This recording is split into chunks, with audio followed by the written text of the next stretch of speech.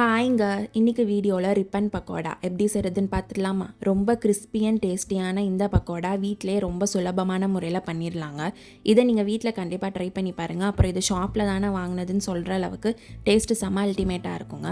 இது செய்கிறதுக்கு தேவையான பொருட்கள்: 1 கப் ஒயிட் ரைஸ் ஃப்ளோர் எடுத்துக்கலாங்க, 1 கப் கடலை மாவு எடுத்துக்கலாங்க, 2 கப் பொட்டுக்கடலையை மிக்சியில் அரைச்சி எடுத்துக்கலாம், 2 ஸ்பூன் மிளகாய் பொடி எடுத்துக்கலாங்க, தேவையான அளவு சால்ட் எடுத்துக்கலாம், 1 ஸ்பூன் பெருங்காயத்தூள் எடுத்துக்கலாம், 1 ஸ்பூன் வெள்ளை எள்ளு எடுத்துக்கலாங்க, ஒரு பவுல் எடுத்துக்கலாங்க. அதில் நம்ம எடுத்து வச்சுருக்க எல்லா பொருட்களையும் ஒன்றா சேர்த்துக்கலாம்.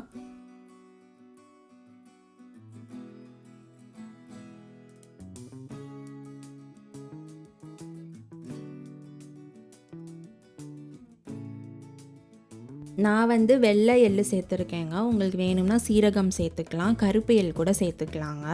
சேர்த்துட்டு எல்லாத்தையும் நல்லா மிக்ஸ் பண்ணி விட்டுக்கலாம்.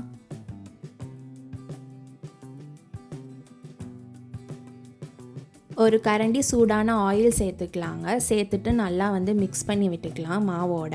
இந்த பேட்டர் செய்கிறதுக்கு தேவையான அளவு தண்ணி சேர்த்துக்கலாங்க. கொஞ்சம் கொஞ்சமாக தண்ணி சேர்த்து மாவை பிசைஞ்சு எடுத்துக்கலாங்க.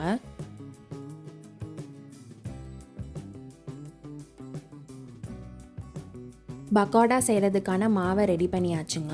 முறுக்கு பிழிகிற அந்த மவுல்டில் தேவையான அளவு மாவை சேர்த்துக்கலாம். சேர்த்துட்டு நல்லா க்ளோஸ் பண்ணிக்கலாங்க.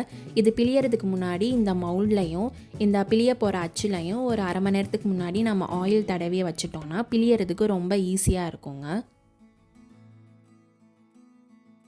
ஒரு பேனில் தேவையான அளவு ஆயில் சேர்த்துக்கலாங்க. ஆயில் நல்லா சூடாகவும் பக்கோடா பேட்டரை ஒன்றா நம்ம பிழிஞ்சு எடுத்துக்க போகிறோங்க. உங்களுக்கு எத்தனை நம்பர் ஆஃப் பக்கோடாஸ் வேணுமோ அதுக்கேற்ற மாதிரி நீங்கள் ஆயிலில் பிழிஞ்சு எடுத்துக்கலாம்.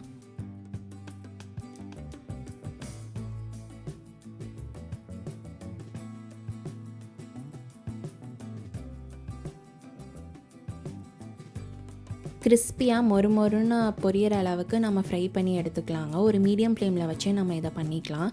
ரொம்பவும் கருக விட்டுறக்கூடாதுங்க, ஏன்னா கடலை மாவு சேர்த்துருக்கனால சீக்கிரமே கருகிரும். ஸோ அதுக்கேற்ற மாதிரி நம்ம டில்ட் பண்ணி 2 சைடுமே ஈக்குவலாக ஃப்ரை ஆகிற அளவுக்கு நம்ம பொரித்து எடுத்துக்கலாங்க.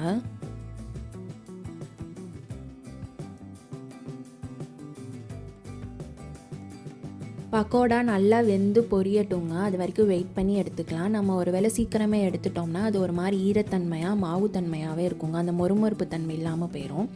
அந்த பொரியிற சத்தமெல்லாம் அடங்கிடுச்சுனாலே நமக்கு தெரிஞ்சிருங்க அந்த பக்கோடா ரெடி ஆயிடுச்சு. ஸோ பக்கோடா சூப்பராக ரெடி பண்ணியாச்சு.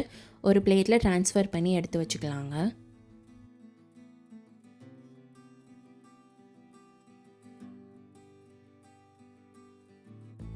இன்னொரு செட் ஆஃப் பக்கோடாஸும் நான் ரெடி பண்ணி பொரிச்சு எடுத்துக்கிறேங்க.